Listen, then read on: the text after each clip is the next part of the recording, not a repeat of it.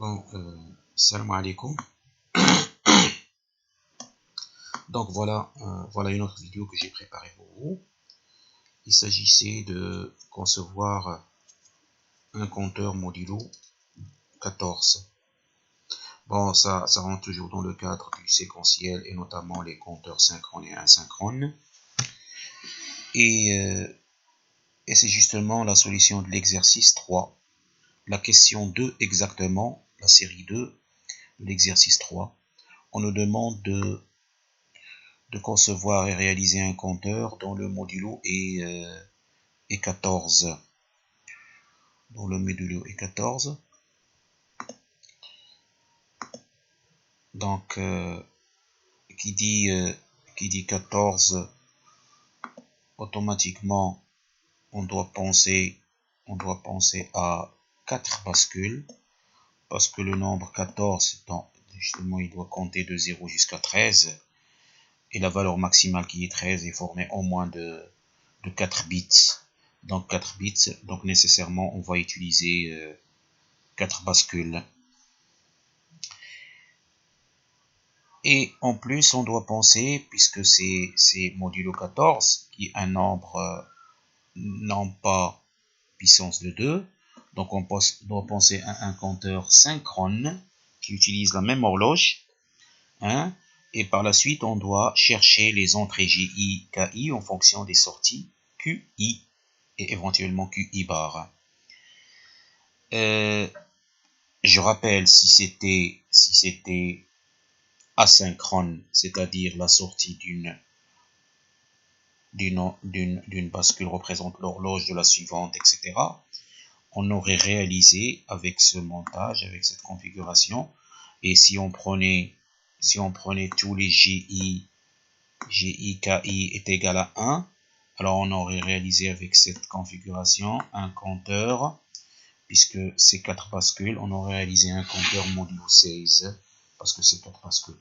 Mais c'est pas ça l'objectif de cet exercice.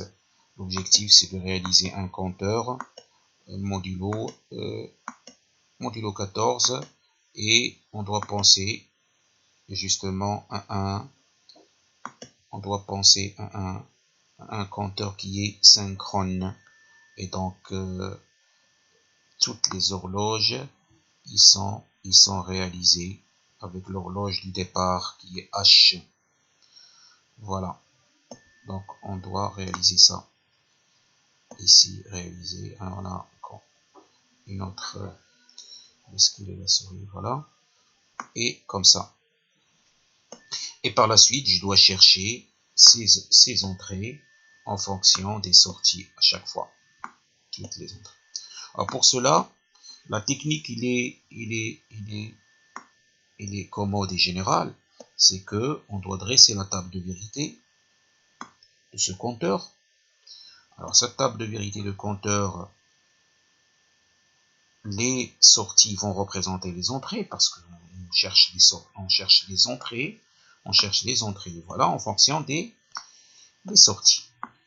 Et donc, on doit raisonner sur les francs descendants de chaque horloge, c'est-à-dire à chaque franc descendant, mes sorties passent d'une valeur à une autre, et donc je compte de 0, la première valeur, jusqu'à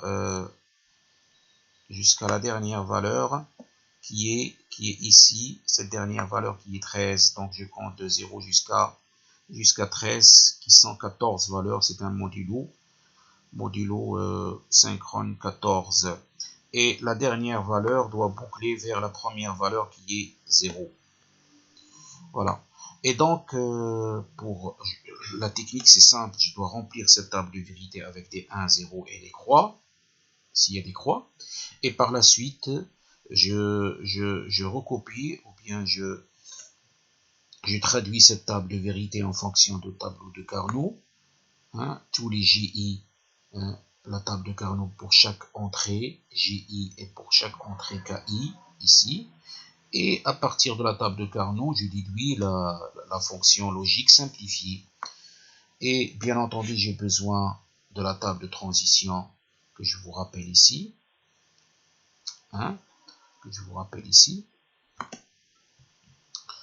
Alors regardez, j'aurais besoin de la table de transition parce que à chaque fois je dois chercher les J et K en fonction du passage de la sortie de 0 à 0, 0 à 1 ou bien de 1 à 0. Par exemple, ici la sortie passe de 0 à 0. Il était à l'instant Tn 0 et puis il est devenu 0. Donc c'est une phase de mémorisation ou bien une phase d'écriture. Donc je vais avoir ici 0, 0 ou bien 0, 1 hein, qui correspond à ça. Voilà, qui correspond à ça. Et ici, c'est la phase, c'est 0 croix. Hein. Ici, c'est la phase, ou bien la phase d'écriture, ou bien la phase de commutation, c'est-à-dire 1, 1, ou bien 1, 0, c'est-à-dire 1 croix. On va voir. C'est 1 croix. Et ainsi de suite pour les autres. Voilà. Cette table de vérité, je vais la traduire ici pour chaque élément. Hein, pour chaque élément.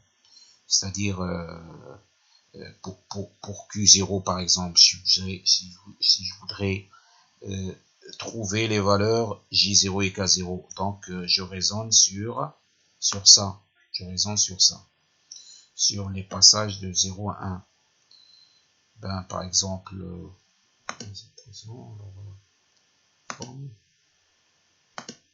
ici par exemple, je passe de 0 à 1.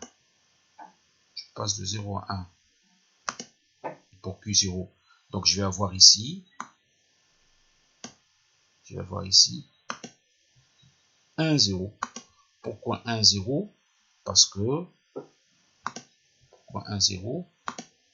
que, alors pourquoi c'est 1 à 0? Parce que je passe de 0 à 1. Je passe de 0 à 1, c'est-à-dire ou bien écriture, ou bien commutation, c'est-à-dire ou bien 1, 1 ou bien 1, 0. Et là, lorsque je passe de 1 à 0, ça veut dire effacement ou bien commutation. Alors, effacement et commutation, ça veut dire, alors, effacement et commutation, ça veut dire qu'il y a ici 0 et là 1, 0, 0, 1, ou bien 1, 1. C'est-à-dire ici, il y aura croix. Ici, il y aura croix. On va voir. Croix 1. Croix 1. 1, 0, 1. Croix 1. Voilà. Et ainsi de suite. Et ça, bon, vous êtes en mesure de remplir toute la table de vérité de la même manière. Ben, par exemple, je prends au hasard, alors, vision, je prends au hasard ça, au hasard. Je prends ça, par exemple, le passage de 1 à 0 ici. Le passage de 1 à 0, 0 pour Q2. Donc, pour Q2, je dois raisonner ici sur J2, K2. Je dois raisonner sur J2, K2. Je dois raisonner sur... Non, qu'est-ce que j'ai fait? J'ai dit passage de 1 à 0. Et donc, je dois raisonner sur... Je dois raisonner sur... je vais faire ça. En tout cas, le passage j'ai dit de 1 à 0, il disparaît. De 1 à 0, il doit me donner ici, sur J2, K2, il doit me donner ou bien 1 à 0, ou bien effacement, ou bien commutation, c'est-à-dire croix 1, on va voir.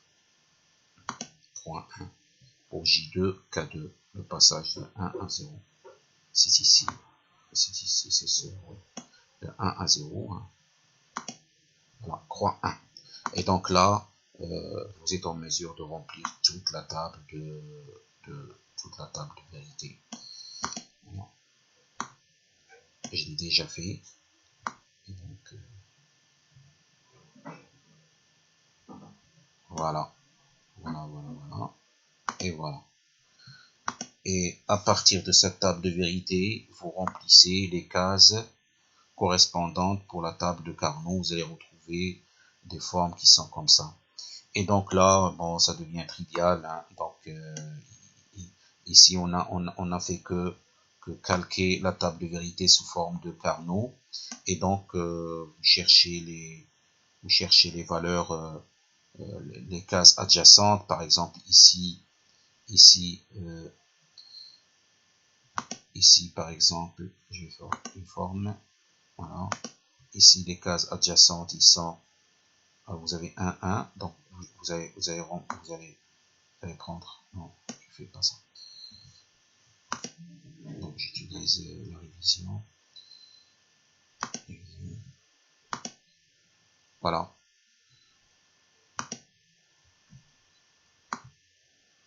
Alors, par exemple, ici, pour les cases adjacentes,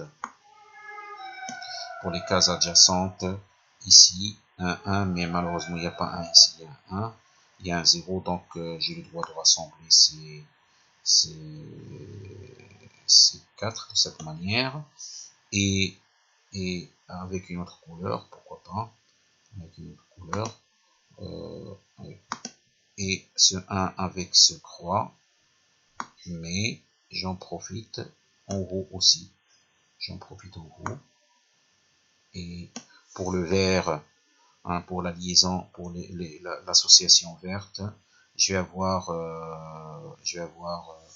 pour l'association verte, regardez l'association verte, vous allez avoir Q de barre, Q0, et voilà, alors Q de barre, Q0, hein, il est là, Q de barre, Q0, et pour l'association rouge, c'est bien sûr le Q2 va disparaître, il va rester le Q3 barre, avec Q3 barre, avec le 1 qui reste, celui de Q0, ben voilà. Et de la même manière, vous pouvez réaliser toutes les autres. Alors pour K1 par exemple, on a ça, on peut rassembler tout ça. Ce qui vous donner K0. Et pour J2, on peut rassembler, j'ai un 1 ici, donc j'ai des 0 de l'autre côté, je ne peux faire que ça. Et ainsi de suite, c'est facile. Et même pour les autres, je trouve les sorties, les entrées en fonction des sorties. Et de là, je peux tracer le logigramme d'une manière très facile. Hein, il suffit d'insérer ces portes logiques à l'intérieur de votre logigramme.